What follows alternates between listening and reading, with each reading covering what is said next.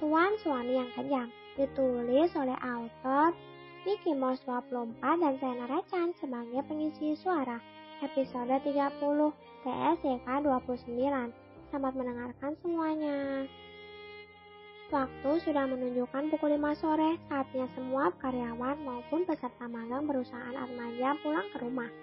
See you, seru para karyawan maupun peserta magang, kemudian meninggalkan kantor. Mau pulang sama siapa, El? Tanya Ati. Biasa, sama tukang ojek setia gua. Tunjuk Alicia pada Filda dengan dagunya. Filda mendengus mendengar ucapan Alicia mengenai dirinya. Oh, Ati mengangguk kikuk. Sebenarnya Adi ingin menawarkan diri untuk mengantar Alicia, namun Ati tidak enak jika Alicia akan menolaknya lagi. Ya udah, gue duluan ya. Pamit Alicia pada Ardi dan Darius yang juga sudah bersiap-siap pulang untuk mengistirahatkan tubuh lelahnya seharian ini terkuras. Oke, hati-hati, ucap Darius dan Ardi barengan.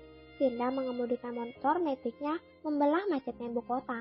Mengingat waktu memang jam pulang kantor, jadi mereka tak bisa lembur. Ngebut Beb, jangan sampai si Tuan Macan lebih dulu tiba di mansion, seru Alicia dari belakang. Firda dengan lihat menyelip kendaraan demi kendaraan agar bisa cepat sampai di mansion Prasetyo. Firda tak mau jika sahabatnya akan mendapat masalah dengan suaminya, apalagi tenaga Alicia seharian terkuras. Pasti Alicia butuh istirahat, pikiran maupun tubuhnya, pikir Firda, untuk memakan waktu tidak lama. Firda dan Alicia tiba di gerbang mansion.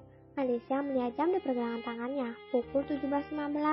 Alicia mendesah, semoga saja tuan suaminya terjebak macet di jalan. Beb, gue langsung masuk ya. Iya, masuk Gih, ucap Firda. Thank you dan hati-hati di jalan. Firda mengangguk kemudian menancap gas pulang ke rumahnya. Alicia berlari menuju rumah utama. Alicia susah payah mengatur nafas. Saat sudah di depan pintu kamar, Alicia menetralkan degup jantungnya. Dia akan siap menghadapi kemarahan Daniel lagi.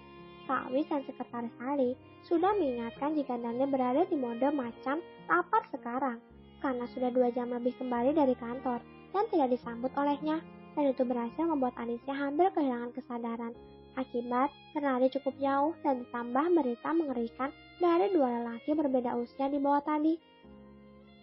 Jika Alicia punya riwayat sakit jantung, sudah tinggal nama dia sekarang. Setelah menetralkan degup jantungnya, Alicia memegang knop pintu. Meski tak dapat Alicia pungkiri, jika di dalam hatinya ketakutan akan kemarahan Daniel membayangi pikirannya hingga membuatnya gemetar. Sampai kapan mau berdiri di situ? Seru Daniel dari dalam. Refleks, Alicia terlonjak dan berhasil membuka pintu. Alicia menelan ludah kasar saat netra coklatnya langsung bersiborok dengan netra hitam milik Daniel. Tatapan Daniel begitu tajam, hingga Alicia ingin lari kocar-kacir sejauh-jauhnya. Daniel meraih cangkir teh di depannya, kemudian menyesapnya. Matanya tetap menatap lekat Alicia yang masih berdiri mematung di ambang pintu. Sepersekian detik selanjutnya, shoo! Cangkir melayang ke arah Alicia. Beruntung, Alicia sigap menghindar di tengah-tengah ketakutannya, dan akhirnya cangkir naas itu bertumpukan dengan dinding dan berakhir menjadi puing-puing berling tak berguna berserakan di lantai. Piar! Alicia semakin gemetar. Tulang-tulang kakinya melemah. Seandainya tak ada knop pintu yang menjadi pegangannya, mungkin tubuh Alicia sudah meluruh ke lantai bersama dengan puing-puing beling cangkir tadi. Sementara di bawah, Sekretaris Ali hendak mengambil air di dapur, dan Pak Wis baru saja mengatur para chef keluarga Prasetyo untuk menyiapkan makan malam dan keluar dari dapur. Seketika menghentikan langkahnya saat mendengar suara nyaring yang terdengar jelas dari kamar utama. Sebenarnya kamar utama kedap suara, namun karena pintu terbuka, jadi suara cangkir pecah itu terdengar hingga bawah. Ali menggeleng, sudah tahu apa yang terjadi di atas, sedangkan Pak Wis mengembuskan nafas panjang. Kasihan dengan nyonya mudanya yang polos, bisa terlibat dengan tuan muda pemarah. Kembali pada kamar utama, Daniel menatap penuh amarah pada Alicia. Rahangnya mengeras. Kamu tahu apa kesalahan? Duk, ucapan Daniel terpotong saat tubuh Alicia terjatuh di lantai. Dengan sigap Daniel berlari ke Alicia dan menggendong tubuh Alicia yang ternyata sudah pingsan itu, kemudian membawanya ke ranjang. Daniel meraih ponselnya dan menghubungi Ali. Panggilkan Rahmat sekarang, seru Daniel saat Ali mengangkat teleponnya. Daniel menepuk-nepuk pipi Alicia. Darah, hei! Daniel terus berusaha menyadarkan Alicia. Bukan ini yang Daniel mau. Memang, Daniel tadi berencana memberi hukuman pada istri kecilnya itu, karena pagi tadi tidak menemani sarapan, tidak mengantarnya hingga depan rumah.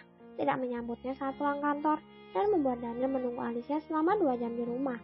Ya, Daniel pulang lebih cepat hari ini karena pikirannya selalu ingin pulang dan bertemu dengan istri bodohnya. Entah kenapa Alicia selalu berputar-putar dalam pikiran Daniel hari ini. Daniel merasa khawatir melihat Alicia terbaring tak sadarkan diri seperti saat ini. Maaf, diri Daniel mengusap rambut-rambut Alicia. Saking khawatirnya pada Alicia, Daniel yang memang hanya mengenakan celana pendek itu tak menyadari jika lututnya berdarah akibat terkena pecahan beling karena lututnya bertumpu pada lantai di mana beling-beling kaca beramburan saat melihat tubuh pingsan Alicia yang tergeletak di tanah tadi. Rahmat masuk di kamar utama. Di belakangnya sekretaris Ali, juga Pak Wis menampilkan raut wajah khawatir. "Nalis kenapa?" tanya Rahmat segera setelah melihat situasi. Belum sempat Daniel menjawab, Rahmat sudah mengambil alih pergelangan tangan Alicia, memeriksa nadinya. Rahmat memikirkan, kepalanya berpikir. Normal, kata Rahmat. Mata Rahmat melirik Alicia yang terbaring di ranjang. Namun kembali, Rahmat memicikkan matanya, melihat mata Alicia yang tertutup rapat. Rambut nampak berkedut-kedut samar. Pura-pura. "That's good, Nona." Batin Rahmat berusaha mengelum senyum gerinya. "Tuan muda, lutut Anda!" seru Ali melihat darah mengalir di lutut Daniel, ke betis, dan menetes ke lantai. Rahmat menoleh pada Daniel dan melihat lutut sahabatnya yang mengenaskan itu. Daniel mendudukkan kepala melihat lututnya berdarah. "Kenapa kau malah diam, bodoh? Beri darah obat cepat!" semprot Daniel pada Rahmat yang tak melakukan apa-apa pada Alicia. Daniel bahkan mengabaikan khawatiran Ali dan rasa sakit pada lututnya. Yang Daniel mau, Alicia segera sadar. Rahmat segera membuang muka ke arah lain. Rahmat menggigit bibir dalamnya, kuat berusaha menahan gelak tawanya. Sungguh, ini adalah penghiburan tak ternilai bagi Rahmat. Bagaimana tidak? Seorang pria arogan dan dingin, bahkan terkenal pintar dan jenius dalam urusan bisnis.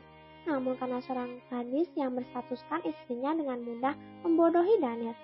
"Apa Nona mau aku ikut bermain denganmu?" tanya Daniel melihat mata terpejam Alicia semakin gelisah gerak ke sana ke sini. "Nona Alis kecapean, dia butuh banyak istirahat," putus Rahmat dengan suara normal, berusaha ikut bermain dengan drama Nyonya Muda Prasetyo. "Brengsek, beraninya Atmaja itu membuat Dara kecapean," umpat Daniel pada perusahaan Atmaja tempat magang Alicia. Daniel pikir Alicia diperlakukan bagaimana ia peserta magang pada umumnya, tangan kanan bagi semua karyawan. Dan Daniel tidak terima, sebab hanya Daniel yang bisa membuat Alicia kesusahan. Tidak dengan semua orang pun, bahkan Dinata sekalipun tidak Daniel izinkan.